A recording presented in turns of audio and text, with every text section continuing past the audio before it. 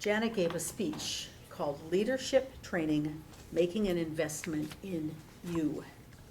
Now, interestingly, this is a topic that I have very keenly in my mind, because when people don't come to Toastmasters for a while, they can pretty well expect to get an email from me saying, put your work aside, make an investment in yourself. Now, what Jahna talked about was exactly that same thing, but much more than just yourself. She talked about making an investment in the Toastmaster family.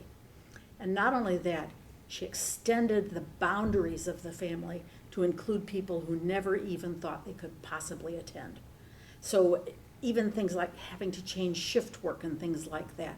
It was really quite an extraordinary presentation. Her intention was to have a speech that provided logical support for her argument with a strong emotional appeal.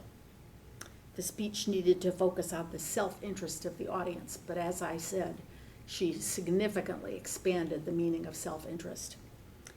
She projected sincerity and conviction, as she was expected to do, and I thought had exceptional eye contact. Did you see that? It wasn't like mechanical, it was just like really comfortable. She was a credible source of information on the topic, and she did phrase her appeal in terms of the audience's self-interest. Now, something I thought was interesting was the speech opening. The question was, did the speech opening catch the audience's attention? Well, yes, it did, because it immediately hit you where you live, which is to say in your self-interest. And then she used facts and logical reasoning to support her views, including expanding the ideas of who could be or should be considered to be part of Toastmasters. She used emotion to persuade the audience to support her view, and I thought that the speech was really well laid out. She did something that is really nice, which is she evoked your sense of curiosity.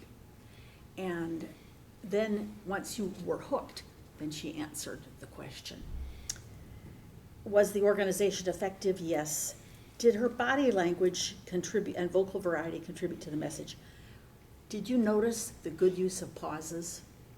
Did you notice the big, bigger, biggest? That was good. That was really good. And were you persuaded to accept the speaker's views? Is there anyone in here who could even remotely consider disagreeing with this concept? What could she have done more differently? Two things. One, just about a minute and a half into the speech, there was a sort of a slightly choppy section. And I thought that maybe one more practice could have made it flow a little more smoothly. The other thing was my personal hang-up, don't use the word pitch. It demeans what you're doing. It's like a sales pitch. Mm-hmm. What you're really doing is you're presenting your ideas. You're not pitching your ideas because you believe in them. A pitch is like, ugh. Well, that's just my personal thing. I know I'm going over time, and I'll try and wrap up here. What did I like about the speech? Excellent concept. How can you lose? I liked particularly for self and the Toastmaster family.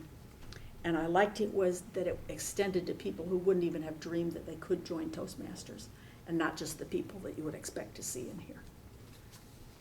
Very well done.